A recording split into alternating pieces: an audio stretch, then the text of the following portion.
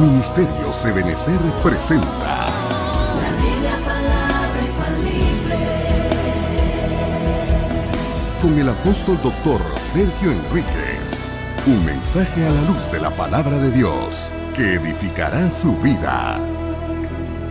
Bendiciones, mis amados hermanos, nuevamente ya con la segunda administración de la Santa Cena en este día glorioso, este domingo de la mitad del año, ¿verdad?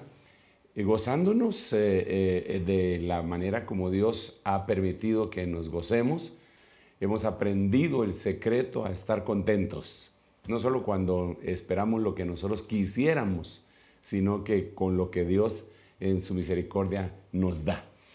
Y pues hemos estado platicando ya desde el mensaje anterior acerca de la Santa Cena, cómo hay una secuencia, como usted se recordará, hay una secuencia de la Santa Cena, la permanencia, ya dijimos en qué debería de permanecer, y después el faneros, después la parucía, después la gran tribulación, de la cual primero Dios nosotros no participaremos porque vamos a estar muy ocupados en las bodas del Cordero allá arriba en esos 7 años, y luego la Epifanía, que es el retorno del Señor con sus amados, en donde va a haber una guerra terrible. Pero la importancia de la Santa Cena para la preparación de la permanencia, puesto que decía que si nosotros nos comemos su carne y bebemos su sangre, permanecemos en Él y Él en nosotros. Y luego recordamos ese versículo tan hermoso de 1 Tesalonicenses capítulo 4, en donde dice el Señor mismo descenderá del cielo con voz de mando, con voz de arcángel, con trompeta de Dios. Los muertos en Cristo restarán primero y luego los vivientes que hayamos permanecido. La Santa Cena es importante para permanecer, ¿verdad?, en el Señor. Y en todas las demás virtudes y glorias que explicamos ya. Ahora yo quisiera continuar conversando de la Santa Cena. Como le decía en el servicio anterior, nosotros queremos explicar lo que hacemos, por qué lo hacemos, para obtener la bendición y la fructificación que trae el entendimiento. Hacer algo sin entendimiento no va a traer fruto. Mateo capítulo 13 dice que los que oyeron y entendieron fructifican al 30, 60 y 100 por uno. Entonces no se trata solo de darle el pan y el vino y decir, hermanos, leer 1 Corintios capítulo 11, hacer las amonestaciones del caso de que hay que tomarlo dignamente, hay que explicar qué es dignamente y después tomarla. No, se trata de escudriñar, porque esta es una de las cosas más profundas del Evangelio. La Santa Cena es una de las cosas más profundas del Evangelio y necesita explicación. Por eso es que en San Juan capítulo 6, versículo 66, lo hemos conversado muchas veces, sus discípulos que no entendieron lo que él estaba diciendo, dejaron de caminar con él, y él todavía le dijo al resto, ¿no se quieren ir ustedes también? Y entonces fue cuando usted sabe que el apóstol Pedro dijo, ¿y a quién iremos si solo tú tienes palabras de vida eterna? Pero, ¿qué fue lo que causó esa conmoción?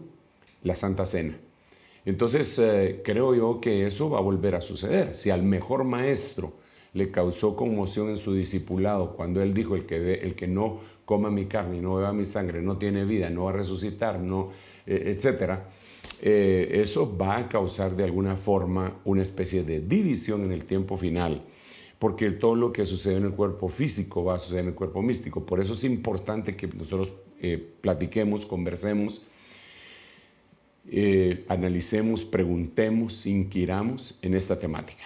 Entonces, en esta oportunidad, aparte de todo lo que el Señor en su bendita, gloriosa misericordia nos ha enseñado a través de los años, yo quisiera abordar esta temática bajo el título Recuperando la semejanza perdida. Recuperando la semejanza perdida. Su vinculación con la Santa Cena. Ya la vamos a ver en un momento y al entenderlo, hermano, de veras, lo vamos a entender, a fructificar. Mire pues, miremos este versículo, el Salmo 17, 15. El salmista está diciendo, en cuanto a mí, veré tu rostro en justicia. Estaré satisfecho cuando despierte a tu semejanza. Bueno, en otras palabras, yo diría que esto se podría poner sin cambiarle el significado. Podríamos decir, no estaré satisfecho jamás hasta que despierte a tu semejanza. Entonces, platiquemos un poquito de esta temática. Mire, este hombre que está escribiendo acá tenía todas las cosas que en aquel momento podía desear alguien. Si fuera en este tiempo, podríamos decir que vivía en una mansión, podríamos decir que tenía los mejores medios de locomoción, autos, lanchas, aviones, de todo, porque era el mero jefe, ¿verdad? Él había logrado escalar posiciones políticas, había logrado escalar posiciones de toda índole, ¿verdad? Le decían el dulce cantor de Israel, era famoso, había tenido hazañas enormes, etc. Pero llega un momento en el que él dice, miren, ¿saben qué? Sí, he triunfado, he hecho cosas grandes que nadie había hecho, estoy preparando incluso el material para un nuevo templo, etc. Pero francamente, la última parte de este versículo 15 del capítulo 17 del libro de los Salmos dice, pero no voy a estar satisfecho. Yo no voy a estar satisfecho hasta que despierte a su semejanza. Interesante, ¿va? ¿A qué se refería? ¿A qué se refería? ¿Se refería a que un día se iba a acostar y al día siguiente cuando despertaba estaba hecho a su semejanza? Probablemente no. Probablemente está diciendo, al contextualizarlo, estamos recordando aquellos pasajes que dicen, yo me acosté y dormí y desperté porque Jehová me sustentaba. Como quien dice, me acosté y dormí, me morí y resucité porque Jehová me sustentaba. Entonces, ese despertar acá es yo cuando despierte, cuando resucite y esté hecho a su semejanza, ahí voy a estar completamente satisfecho. Ahora la pregunta del $1,000,000 es, ¿por qué? ¿Por qué? ¿Por qué hasta entonces? ¿Por qué no iba a tener una satisfacción completa antes? Y yo creo que nosotros no podemos estar satisfechos en el fondo hasta que no cumplamos todo aquello para lo cual nosotros fuimos hechos. Nosotros fuimos hechos con un propósito específico y nos lo mandaron a hacer aquí a la tierra. Digamos, fuimos hechos para la alabanza de su gloria. Fuimos hechos para servir, fuimos hechos para amar, fuimos hechos para cosas así muy importantes y que en la Biblia están muy claras, muy claras. Pero cuando la historia empezó, nosotros podemos ver aquí en el libro de Génesis capítulo 5, si me acompaña, mire lo que dice. Este es el libro de las generaciones de Adán. El día que Dios creó al hombre, a semejanza de Dios lo hizo. Entonces ahora yo ya empiezo a comprender por qué el salmista está diciendo, yo no voy a estar satisfecho hasta que despierte a su semejanza. ¿Por qué razón? Porque aquí en este capítulo de 5, versículo 1, él dice que cuando Dios creó al hombre, lo creó a la semejanza. Ok, si Dios lo creó a la semejanza, fíjese bien, si Dios creó al hombre, según Génesis capítulo 5, versículo 1, y también el 1:26, pero eso lo vamos a hablar después en otra ministración. Pero acá, si Dios creó al hombre a su semejanza, y ahora el salmista está diciendo, yo no voy a estar satisfecho hasta que despierte a su semejanza, quiere decir que entre Génesis capítulo 5, verso 1, y el Salmo que acabamos de leer, 17, se perdió algo. Se perdió la semejanza. Se perdió la semejanza. Aquí estuvo la creación. Ahora está el anhelo del salmista que conoció al Señor. Yo voy a ver tu rostro en justicia y yo no voy a estar satisfecho hasta que regrese a Génesis capítulo 5 y cumpla aquello como tú me hiciste, aquello como tú me creaste a tu semejanza. y perdí la semejanza. Entonces, tuvo que haber habido una involución. En algún momento tuvo que haber habido una involución. Miremosla aquí en la pantalla, la involución. ¿Cuál fue la involución? Y miremos siempre el mismo capítulo 5, solo que 2 versos después. Dice, cuando Adán había vivido 130 años,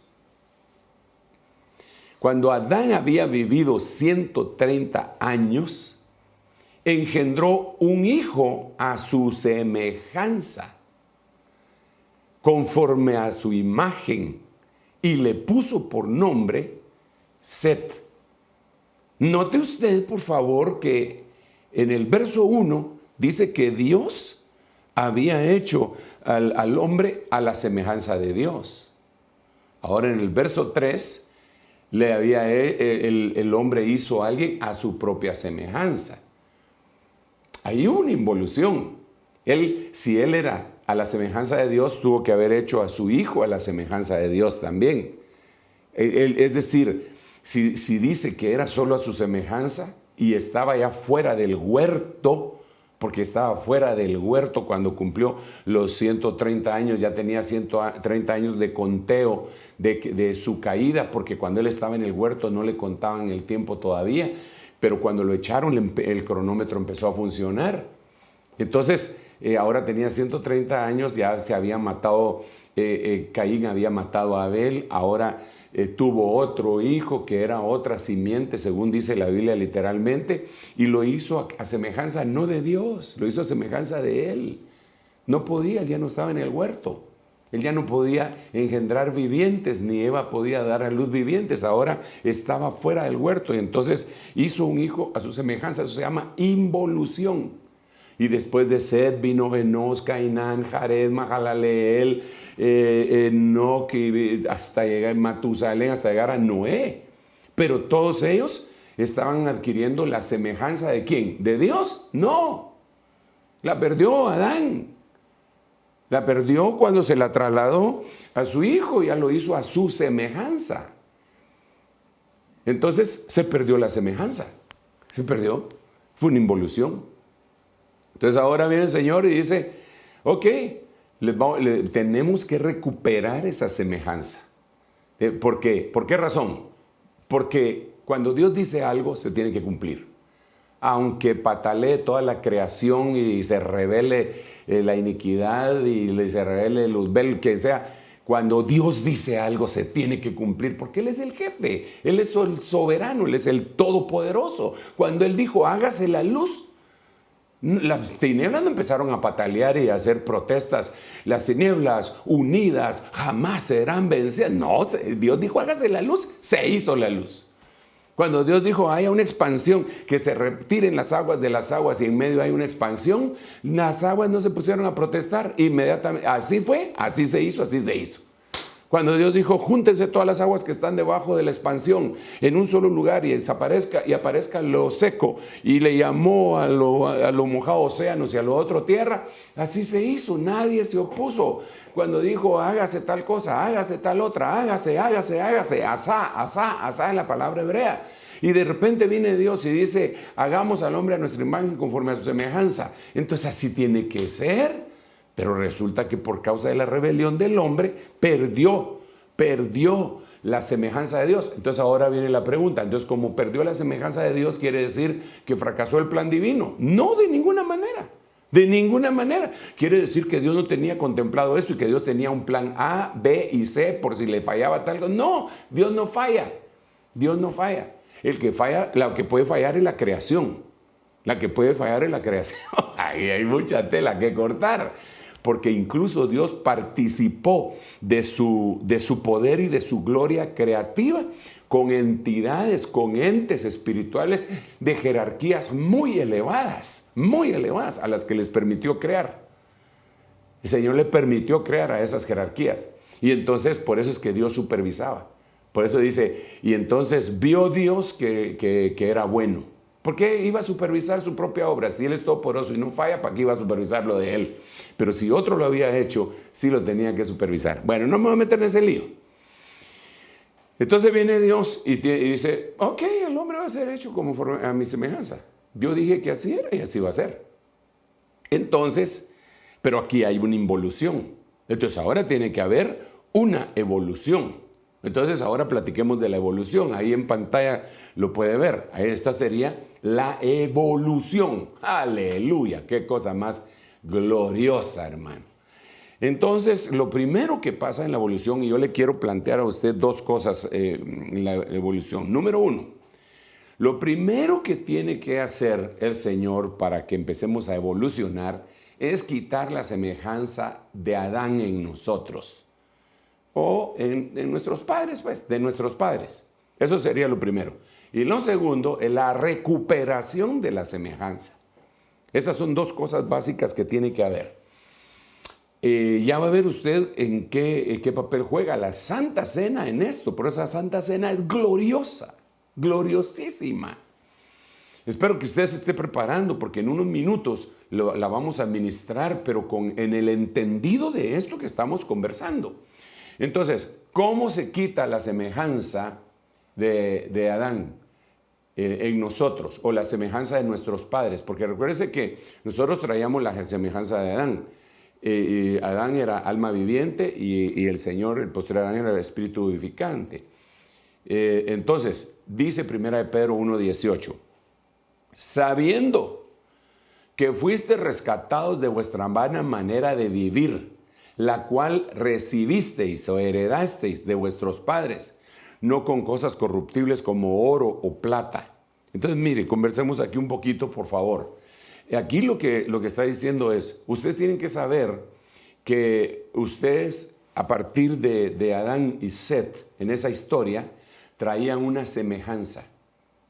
Esa semejanza, como les repito, Set, Enos, Cainán, Jared, etc., se la trasladaron de generación en generación, generación en generación, generación en generación. Llegó Noé y después él le trasladó la semejanza a sus hijos, Set, Can y Jafet, y ellos la trasladaron a sus hijos, se poblaron todo el mundo de esas tres familias, de la de Sem, Ham y Jafet, no de Noé, porque Noé ya no tuvo hijos, aparte de ellos, que eran trillizos, por cierto, y entonces sigue todo aquello, sigue, pero uno adquiere la semejanza del otro y así sucesivamente.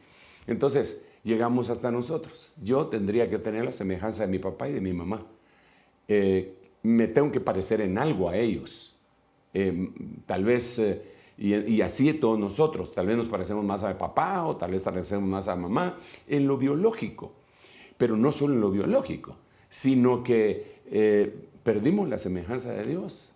Ahora tenemos la semejanza de nuestros padres. Entonces, Dios lo que tiene que hacer es borrar eso, perdón, pues, nos vamos a seguir pareciendo en lo biológico por el momento, ojo con eso, a nuestros padres. Pero va a llegar un momento en el que vamos a despertar. Esa sería la transformación o la resurrección. Entonces despertaremos a su semejanza. Eso es glorioso. Entonces, lo primero que sucede es que el Señor manda, fíjense qué interesante, glorioso, precioso, qué evangelio más lindo, hermano. Fíjense lo que hace el Señor. El hombre perdió la semejanza de Dios. Entonces ahora viene Dios, según el libro de Hebreos, cuando usted lo lee, dice que entonces viene Dios y se hace semejante a nosotros. Por cuanto los hijos participaron de carne y sangre, Él también participó de carne y sangre. El contexto bíblico nos dice a nosotros que Él no tuvo como cosa a qué aferrarse ser igual a Dios, sino que se despojó de su gloria y vino y se hizo semejante a aquellos que habían perdido la semejanza. ¿Fíjense qué tremendo? Los que habían perdido la semejanza, es decir, nosotros los hombres, viene Él y se hace semejante a nosotros, pero sin pecado. Lo dice la Biblia también, ¿verdad? Entonces ahora somos sus semejantes, Él es semejante a nosotros, repito, pero sin pecado. Entonces, Él va y muere para vencer por medio de la muerte al que tenía el poder de la muerte. Y entonces en esa muerte, nos conduce a esa muerte para que resucitemos, para que despertemos al principio de su semejanza y se concluya en la resurrección de entre los muertos. Yo espero estarme a entender con esto, hermano. Pero aquí le quiero leer algunos versículos importantísimos. Mire pues, le leo Romanos capítulo 6, versículo 5. Porque si hemos sido unidos a Él en la semejanza de su muerte, ciertamente lo seremos también en su resurrección. Recuerde que la resurrección es el despertar, cuando despierto yo a su semejanza. ¡Aleluya! Ok, entonces platiquemos otro ratito aquí antes de continuar. Mire pues, entonces viene el Señor y dice, ok, mis hijos amados, yo bajo a la tierra, me hago semejante a ustedes para que ustedes al final, sean hechos semejantes a Dios. Pero como yo ya bajé, entonces me tengo que llevar su semejanza al infierno. Por eso dice Pedro, deben de entender que ustedes fueron rescatados de la semejanza que traían de sus padres, no con piedras preciosas, oro y cosas corruptibles, sino con la sangre de un cordero sin mancha. ¡Aleluya! Entonces viene Él y se hace semejante a nosotros, baja al infierno, baja primero, bueno, lo suben a la cruz, después lo bajan a la tumba. Él, en la tumba, Él se levanta. No resucita, se levanta. Esas son dos cosas distintas que tendríamos que conversar en algún momento, ¿verdad? En los foros lo podemos conversar ahora que tenemos miércoles, jueves y viernes de todas las semanas. Retiro y 2 horas de estar conversando con usted. Ahí lo podemos conversar. Ahorita no se puede. Entonces, Él baja al infierno, al inframundo. Baja. Y de ahí es una puerta dimensional y llega hasta el lago de fuego y paga por mis pecados para que yo nunca, porque Él me sustituyó en todo, a mí y a usted también. Entonces nos sustituyó en el lago de fuego. Yo no tengo por qué ir a parar ahí si Él me sustituyó. No porque lo que yo haya hecho, sino por lo que Él hizo. Él llegó y pagó por mí. Entonces ahora, por eso es claro, si yo lo quiero hacer por mí mismo, entonces sí tengo que ir a parar allá y ver si logro salir. Pero no, ¿para qué voy a hacer esa semejante tontería si Él ya lo hizo por mí? Sería una tontería que ahora yo yo lo voy a hacer por mis propias obras, porque yo soy buena gente. No, esa sería la tontería. En la misericordia de Dios, Él fue por nosotros. Entonces yo lo que hago es decir, ok, yo acepto ese sacrificio. Él ya pagó por mí. Yo lo creo. Eso es un asunto solo por fe. Por eso el intelecto humano no alcanza a comprender esto que le estoy diciendo. Pero volvamos al punto acá. Entonces viene el Señor y dice, hace eso, ¿verdad? Hace eso. Baja al infierno y resucita al tercer día. Se manifiesta a los discípulos, todo el mundo se queda con la boca abierta y hay evidencia histórica, científica. Sí es histórica, es científica porque la historia es una ciencia. Es científica de que Él resucitó. Sí, científica. Hay esos que dicen, ¿y qué evidencia científica hay? Sí, la evidencia histórica. 500 testigos lo vieron. Vaya a ver en la ciencia de la historia con cuántos testigos se puede corroborar determinado testimonio. Y va a ver que es con un número de testigos y esto lo supera en mucho. 500 lo vieron. De los cuales, dice ahí el apóstol Pablo, algunos todavía están vivos. Vaya, pues, y después, a través de los siglos, le hemos seguido viendo muchos cristianos. Así que es científicamente comprobado, ¿verdad? Claro, no es una probeta, pero la historia es una ciencia. Tremendo, ¿va? Pero volvamos aquí. No me interrumpa porque estoy emocionado. Entonces viene el Señor y baja al infierno y resucita. Entonces ahora dice Romanos capítulo 6, versículo 5, que si nosotros hemos sido unidos a Él en la semejanza, estamos hablando de semejanza, en la semejanza de su muerte, también seremos unidos a Él en su resurrección. Algunas Biblias ponen en la semejanza de su resurrección. No dice así literalmente, pero es aceptable para explicar, para poder en forma didáctica exponer esta situación. Pero volvamos al asunto. Entonces, cuando yo me bautizo en agua, estoy uniéndome a la semejanza de su muerte. Por eso el bautismo en agua no debe de ser por aspersión. La palabra bautismo quiere decir inmersión, sumergir a alguien, ¿verdad? Porque él no le tiraron unos chispazos del infierno, no, él se sumergió en el infierno y salió victorioso de ahí. Entonces, cuando yo me meto en el agua, me estoy haciendo semejante a él en su muerte, según Romanos capítulo 6, versículo 5. Yo eso no me lo estoy inventando. Entonces me estoy haciendo semejante a él en su muerte. Cuando salgo del agua y salgo a novedad de vida, me estoy haciendo semejante a él en su resurrección. Entonces, como morí, dormí y resucité, desperté, no estaré satisfecho hasta que despierte a tu semejanza. Entonces ahí empieza la evolución en el bautismo en agua. Bueno, empieza en el sacrificio de Cristo, pues, pero ahí, o sea, por eso es que el Señor le dio tanta importancia al bautismo en agua, cuando dijo, vayan por todo el mundo, prediquen el Evangelio, el que creyere y fuere bautizado, será salvo. El que no creyere, estará condenado, pero no dijo nada de los que creían y no se bautizaban, ¿verdad? Eso los quedaron como en un espacio así, en la quinta dimensión, en otra dimensión. Bueno, entonces, que la tenemos que explicar, pero no ahorita, tampoco. También nos dejamos para las preguntas del foro. Entonces ahora viene nuestro Señor bendito y surgió, emergió, y nosotros también nos unimos en el bautismo. Entonces nos estamos haciendo semejantes a Él, en su muerte y en su resurrección. Ahora, el asunto es que Dios dejó solamente 2 ordenanzas. Fíjese qué lindo es esto. Dios dejó solamente 2 ordenanzas. Los israelitas tenían 613 ordenanzas. Nosotros tenemos solo 2 ordenanzas.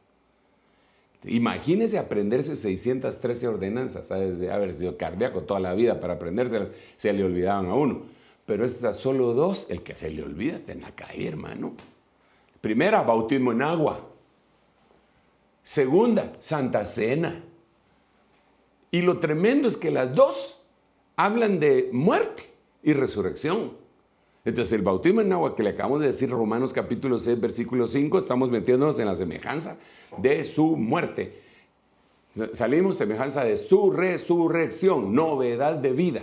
Entonces ahí empieza la recuperación de la semejanza divina en nosotros. Pero ahora viene la Santa Cena. La Santa Cena, cuando comemos el pan significa muerte. Por eso es que en Génesis capítulo 41 lo hemos dicho muchas veces y no me voy a cansar de repetirlo, porque es una gran verdad. En Génesis 41, el panadero de la historia de José lo matan. Pan, muerte. Muerte. En el caso nuestro, muerte al yo. El copero. A ese lo levantan y lo ponen en su posición anterior. Vida, resurrección, porque estaban metidos en una cárcel. Ahí se iban a morir. Al otro solo lo sacaron para matarlo. Pan, muerte. El copero lo sacan, resurrección. Entonces, cuando nosotros estamos tomando la Santa Cena, como no nos podemos bautizar todos los meses, ¿verdad? Eso es solamente un bautismo. Entonces, pero sí podemos tomar la Santa Cena cuantas veces lo hagáis, dice la Biblia, no pone una fecha. Entonces, el pan, estamos diciendo, me estoy haciendo semejante a ti en tu muerte. ¡Pau! Lo comemos. Me estoy haciendo semejante a ti en tu resurrección. ¡Pau! Nos tomamos la copa del nuevo pacto. Y entonces el proceso de semejanza se va fortaleciendo, consolidando más y más y más y más en nuestros corazones y en nuestra vida. Precioso, ¿ah? Bueno, a mí me parece precioso. A mí me parece precioso. Por eso es que incluso adornamos aquí y por eso yo le pedí a usted durante toda la semana que adornara el lugar en donde vamos a tomar la Santa Cena, si es su mesa, no importa si es un lugar pues no muy suntuoso, pero algún adorno se le puede poner. Y aquí trajimos algunos adornitos y trajimos pan, una copa de vino, que es un adorno, porque yo con la que voy a ministrar la Santa Cena es esta copita pequeñita, ¿verdad? Pero porque nos llena a nosotros de una emoción extraordinaria. Mire, manzanas, que quiere decir experiencias frescas, ¿verdad? Las uvas, que es de donde proviene el vino, el pan, que la muerte. No, esto está glorioso, ¿verdad? Hermoso, hermoso, hermoso. Bueno, ok. Pero entonces tenemos que ir recuperando semejanza poco a poco, poco a poco. Todo lo que hacemos nos puede ayudar a recuperar semejanza, pero ojo, peligro, peligro, peligro. También podemos tener algunos tropiezos y tener semejanzas a algo que el Señor no quiere que tengamos. Impresionante. Lo voy a leer, a tratar de explicar en los pocos minutos que me quedan para terminar de ministrar esta parte del mensaje y luego llegar a la Santa Cena. Pero miremoslo pues. Uno se asemeja a su maestro. Eso es indiscutible. Uno se va asemejando a su maestro. Uno se va pareciendo a su maestro. ¿De dónde saco semejante cosa? De Lucas capítulo 6, versículo 40. Un discípulo no está por encima de su maestro, mas todo discípulo, después que se ha preparado bien, será como su maestro. ¡Wow! ¡Qué tremendo! Conversemos un cachito aquí, hermano, por favor. Mire, entonces aquí lo que tenemos que hacer es, ¿quién es mi maestro? ¿Quién es tu maestro? Mire, claro, el apóstol Pablo decía, imitadme a mí en lo que yo imito a Cristo. De alguna manera nos tendríamos que estar asemejando a Pablo, pero él está siendo muy claro en decir, en lo que yo me voy asemejando también, me voy pareciendo a Cristo. En otras palabras, él lo que está diciendo es señalando a Cristo. Él está diciendo, miren, deben de asemejarse a Cristo, deben ser semejantes a Cristo. Y para demostrarles que es posible, yo me estoy pareciendo a Él en algunas cosas. Esas cosas que yo ya logré, ustedes lógrenlas también. Parezcanse a mí en lo que yo me parezco a Él. Pero lo absoluto, digamos, claro, yo de alguna manera, al ser un ministro, al ser un pastor, al enseñar la palabra, podríamos decir, soy una especie de maestro. Pero la Biblia no dice que se asemeje a mí, sino que yo estoy tratando de asemejarme al Señor, de parecerme al Señor. Entonces, ¿quién es tu maestro? Tu maestro tiene que ser el Señor. Tu maestro tiene que ser el Espíritu Santo. Porque si no, lo único que conseguirías es hasta parecerte un cacho a mí en algunas cosas. A como yo hablo, a como yo digo palabras, a como yo hago, se parecería a mí. Y eso no es lo que Dios quiere. Dios quiere que te parezcas a Él, pero Él entonces se convierte en tu maestro, en tu maestro. ¿Y cómo hacemos para que Él se convierta en nuestro maestro? Bueno, Él dejó 66 libros en la Biblia que hay que decirle que nos ayude a entenderlos. Número 1, Él envió a su Espíritu bendito porque Él dijo, no os dejaré huérfanos, les mandaré al otro Consolador. Y cuando habló del Espíritu Santo, dijo, cuando venga el Espíritu Santo, Él les enseñará todas las cosas.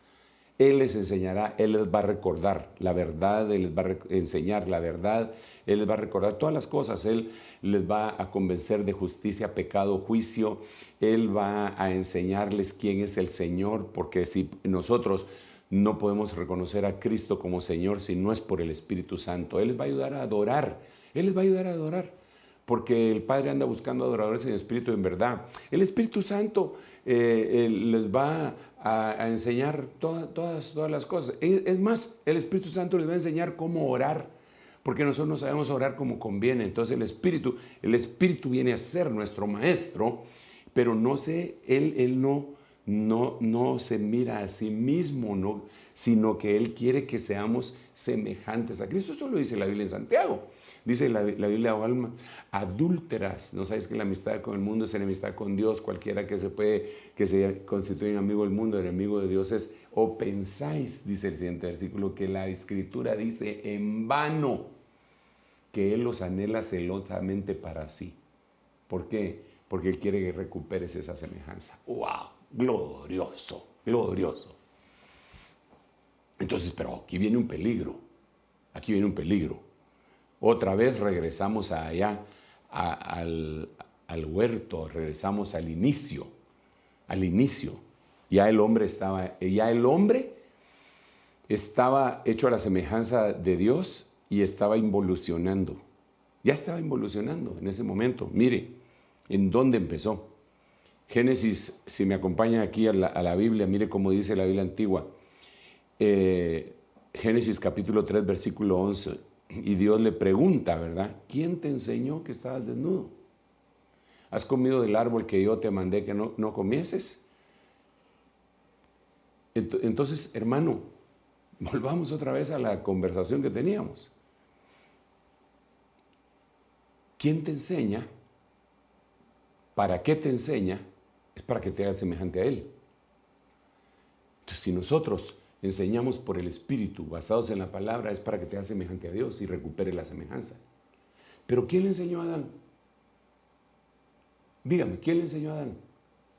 No lo puedo oír, hombre. Le voy a tener que contestar yo por usted, pero ya sé que me contestó, ¿verdad? ¿Quién le enseñó a Adán? El diablo. Entonces, el diablo enseña porque quiere hacer a la gente a su semejanza. ¿Ok? Eso es lo que hace el diablo. Entonces es bien importante que después de que te hayan rescatado de la vana manera de vivir que heredaste de tus padres, después de que te hayas reconocido a Cristo como tu Salvador, después de que te hayas bautizado en agua, después de que incluso hayas tomado la Santa Cena te va a ayudar para discernir quién te está enseñando. ¿Quién es tu maestro? La unción que permanece en nosotros nos enseñará todas las cosas. Es parte del magisterio del Espíritu Santo. Claro que Él escoge hombres porque está en Efesios capítulo 4, versículo 11 al 13, en donde dice que escogió apóstoles, profetas, evangelistas, pastores y maestros. Pero estos tienen que estar enseñando a Cristo. Por eso el terrible problema es que la Biblia nos relata, nos advierte que en el tiempo final se van a levantar maestros enseñando cosas torcidas y que mucha gente va a levantar maestros conforme a su propia opinión. No, hombre, aquí es lo que dice la Biblia, lo que dice el Espíritu.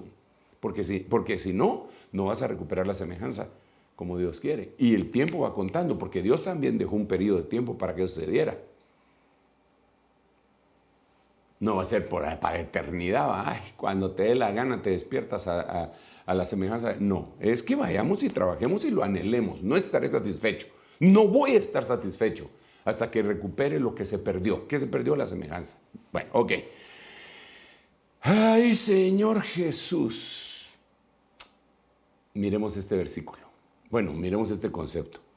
Uno se asemeja a lo que ve. Tremendo eso. Un día yo oí, aquí platiquemos. Un día yo oí a en algún lugar del planeta Tierra, estaban hablando, era una reunión interdenominacional y entonces un hermano que acababa de hacer una iglesia grande le dice a otro hermano que al inicio de su ministerio había sido también su pastor, le dice, es que yo no aprendí otra cosa, yo vi tu iglesia grande y eso fue lo que yo aprendí, entonces fui semejante a ti. Hijo, le dije yo, qué tremendo, ¿va? Porque uno se asemeja a lo que ve. Si eso es todo lo que logró ver, pues bueno.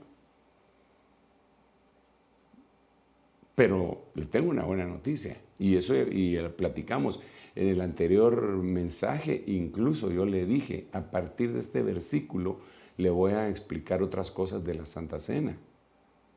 Mire lo que le quiero explicar. Este versículo lo leímos con anterioridad en el segmento anterior, en el estudio anterior, en el mensaje anterior, en la administración anterior. Amados, ahora somos hijos de Dios y aún no se ha manifestado lo que habremos de ser. Pero sabemos que cuando Él se manifieste, faneros, seremos semejantes a Él, porque le veremos como Él es. ¿Se da cuenta?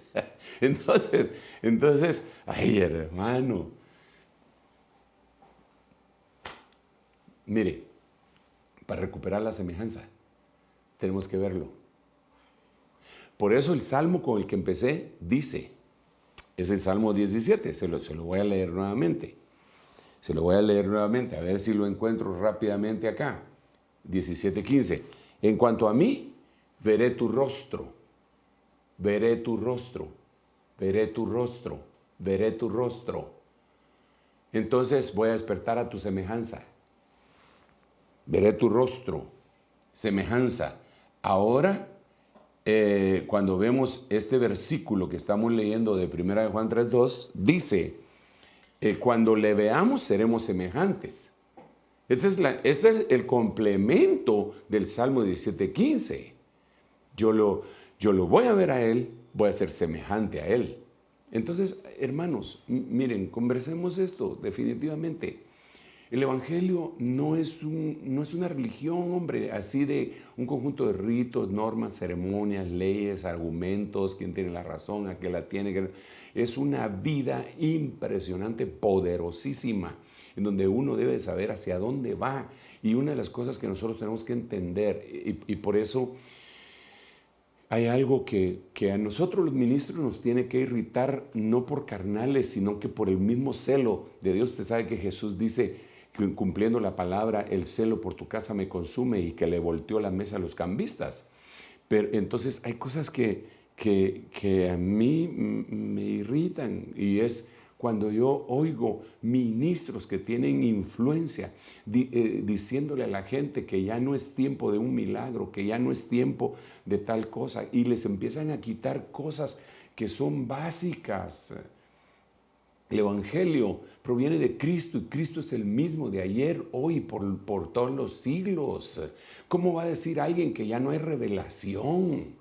Es un atentado contra la gente. Claro que pueden haber revelaciones falsas, claro que pueden haber manifestaciones que no son verdaderas, claro que se pueden aparecer ángeles que no son de Dios, pero por eso mismo la Biblia dice que nosotros debemos de discernir si todo espíritu es de Dios, porque muchos falsos profetas han salido por el mundo. Entonces, si han salido falsos es porque también hay verdaderos, y los tenemos que evaluar, sopesar, discernir por el amor de Dios, pero quitarle de una vez al conglomerado. Eso ya no existe, eso ya no existe, eso ya no existe. ¿Quién le dio el permiso?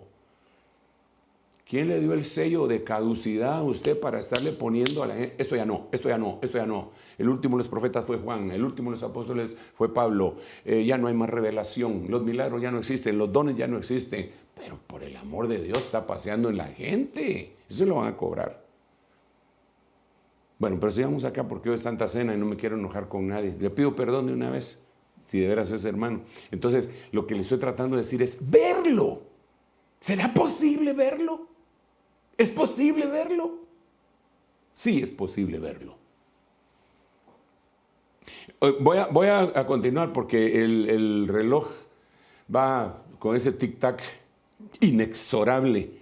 Entonces, mire pues, uno se asemeja a aquello en lo cual confía. Entonces tienes de tener cuidado en quién confías. Te voy a leer el versículo. Salmo 135, 18. Los que los hacen serán semejantes a ellos. Sí, todos los que en ellos confían. Mejor voy a leer el Salmo de una vez. Aquí lo voy a poner Salmo, vamos a ver, 135, versículo, pero le voy a leer, mire, desde el 15. Desde el 15. Los ídolos de las naciones son plata y oro, obra de manos de hombres. Tienen boca y no hablan. Tienen ojos y no ven. Tienen oídos y no oyen. Tampoco hay aliento en su boca. Los que los hacen serán semejantes a ellos. Sí, todos los que en ellos confían. Ok, entonces conversemos. Aquí, eso es el lado negativo, pero ese lado negativo nos enseña una cosa positiva por espejo. ¿Ok? Aquí lo que está diciendo en pocas palabras es, aquello en lo cual tú confías, te hace semejante a ello. ¿En quién confiamos nosotros? En Dios. Entonces, si nosotros confiamos en Dios, la semejanza de Él va a venir evolutivamente sobre nuestra vida. Claro que aquí está hablando de la gente que se hace semejante a los ídolos. Imagínense qué tremendo eso, ¿verdad? Porque dice que los hace, ahí hay dos clases de personas. Uno, el que hace al ídolo, y dos, el que confía en el ídolo. ¿Ok? Entonces, dice que tiene, vamos a ver en los versículos anteriores, dice, tienen boca y no hablan. Tienen boca y no hablan. Tienen ojos y no ven. Y ahí está hablando definitivamente de la gente que confía en los ídolos, por ejemplo, que no ven, porque para ver se necesita nacer de nuevo. Entonces se mira el reino. Cuando una persona se convierte en un idólatra, por ejemplo, del dinero, aparece en Apocalipsis y cristianos. En Apocalipsis, en la iglesia de la Odisea, le dice, tú dices que eres rico, que mucho te has enriquecido y que nada tienes necesidad, pero no sabes que eres pobre, necio, cuitado, miserable, desnudo, ciego. Entonces, es ciego, no ve. ¿Por qué? Porque hizo un ídolo. ¿Cuál es el ídolo? El dinero, en ese caso. Cuando vemos ese billetito que dice, In God we trust, a uno se tendría que preguntar, ¿en cuál God? ¿En qué Dios? ¿Será que ellos están diciendo en Dios o en el Dios dinero? Porque el dinero es uno de los dioses que la Biblia dice, Dios esconde minúscula.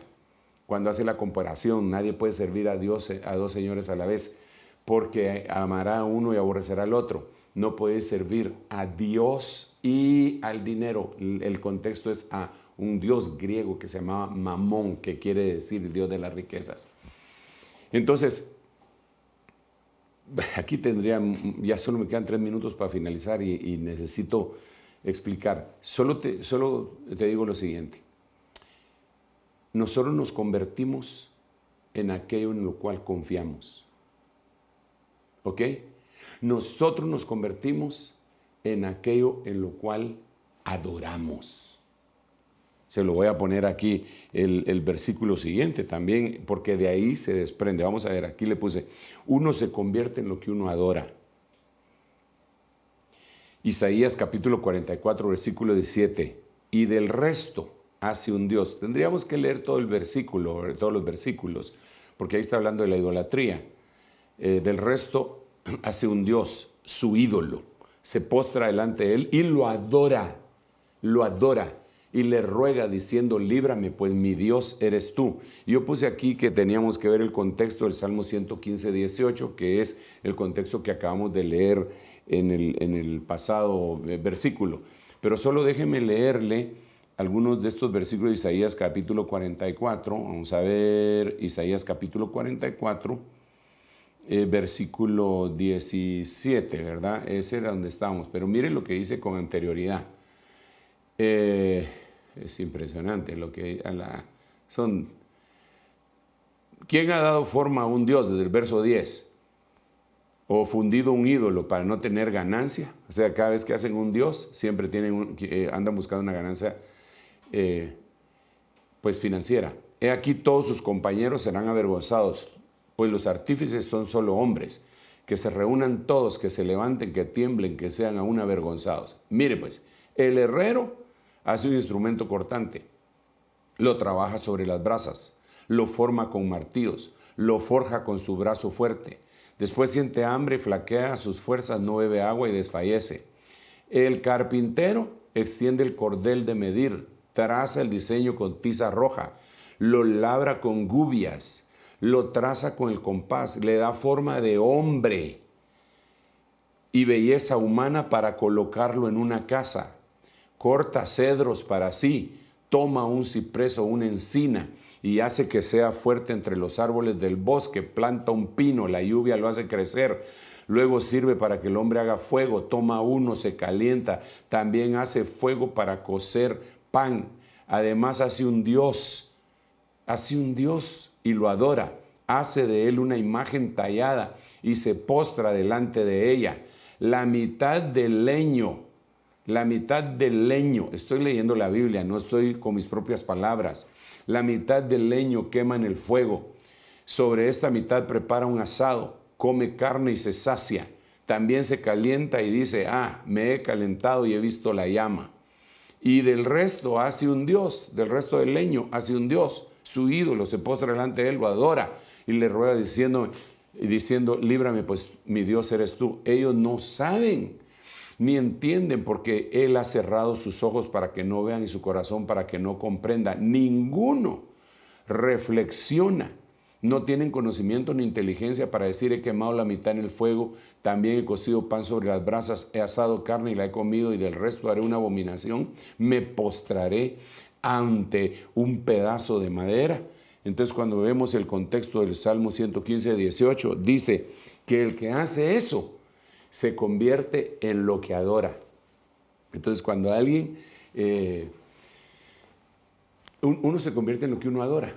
Este es el lado negativo, pero ¿a quién adoras tú? ¿A quién adoras tú? A Dios el Padre y a Dios el Hijo, porque la Biblia dice, adorarle todos sus ángeles, cuando nuevamente lo introducen en el mundo. Por eso, mire, el que no cree que Jesús es Dios, como los judaizantes que no creen que Jesús es Dios, no pueden adorar a Jesús. Y si no pueden adorar a Jesús, no pueden hacer hechos a la semejanza de Jesús. Si no pueden ser hechos a la semejanza de Jesús, no pueden ser hechos a la semejanza de Dios. Seria la cosa, ¿eh?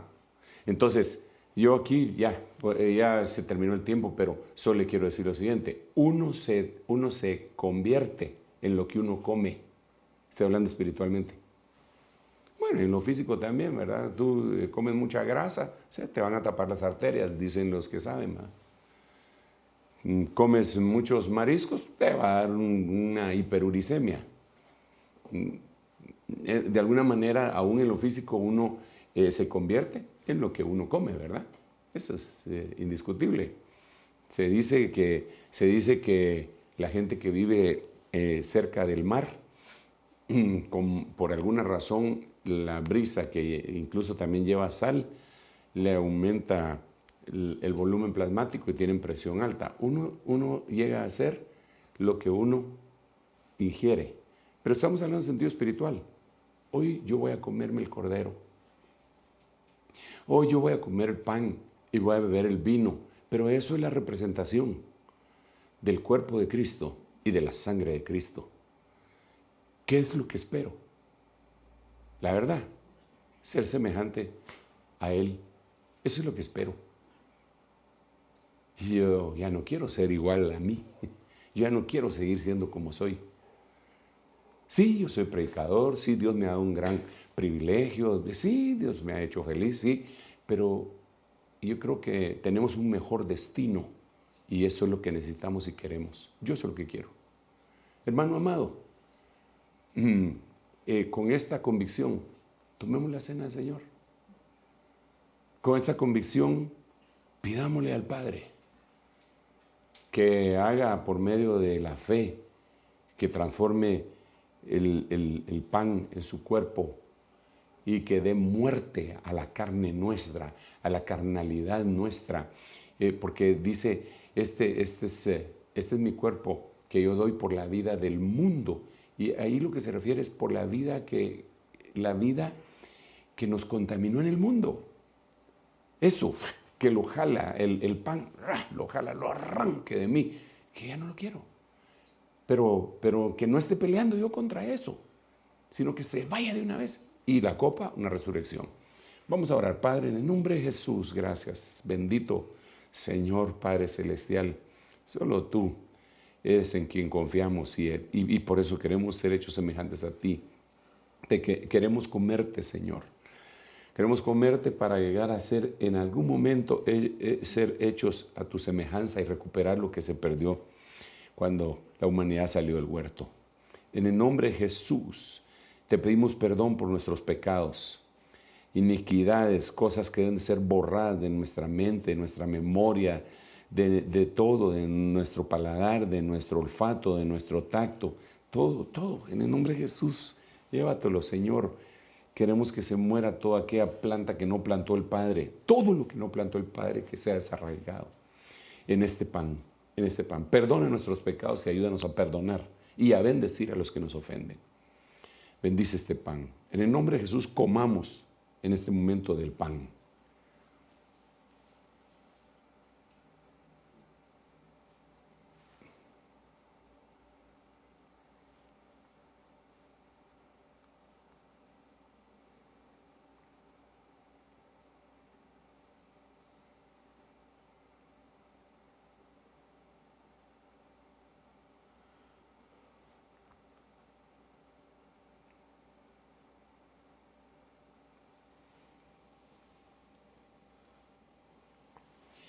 Pon tu copa en alto y dile, Señor, esta es la resurrección, novedad de vida, nuevo pacto, que se haga vida en mí y tu sangre, Señor, venga a mí y me lleve el material genético espiritual que me transforme en ti y me parezca más a ti.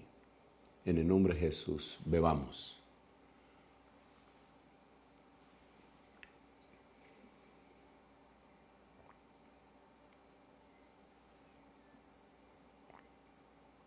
Gracias, Señor. Gracias, papito lindo. En el nombre de Jesús. Gloria a Dios. Vamos a continuar en el próximo mensaje explicando un poquito más de la semejanza. Y ya no solo de la semejanza, sino que también de la imagen. Porque el Señor quiere eso para nuestra vida. Y la Santa Cena es la herramienta extraordinaria, preciosa, linda. Qué hermoso ser cristiano. Gracias, Señor. Gracias, Señor. Si hay alguien que quiera aceptar a Cristo ahí mientras está oyendo este mensaje, es el momento. Quizás es un amigo tuyo que invitaste a oír y está ahí sentado en la sala, a la mesa quizá. Hazle la invitación y dile, mira, esto no es una religión, solo abre tu corazón a Cristo. Que se van a burlar los que no saben, los que no entienden, los ignorantes. Pero este es un paso importante. Si hay alguien en esa condición o hay alguien que quiere regresar a casa, oremos por el Padre, en el nombre de Jesús, aquellos que están aceptando este sacrificio glorioso. Permite que entres tú a su corazón, vivifique su espíritu, Señor, cambie su destino completamente y los hagas nacer de nuevo, Padre. Gracias, papito lindo, por fe lo creemos. Aquellos hermanos que están regresando, reconciliándose contigo, Señor, permite que se encuentren también contigo en una nueva dimensión. Gracias, Padre, gracias, Hijo, y gracias, Espíritu Santo. Amén, amén y amén. Dios te bendiga. Nos vemos en un ratito.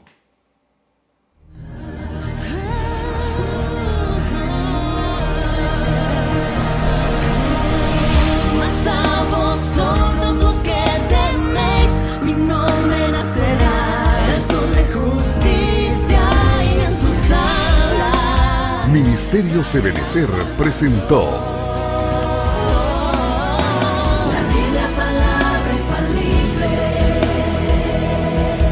con el doctor Sergio Enríquez. Esperamos que este mensaje haya sido de bendición para su vida. Visítenos en www.ebenecer.org.gt.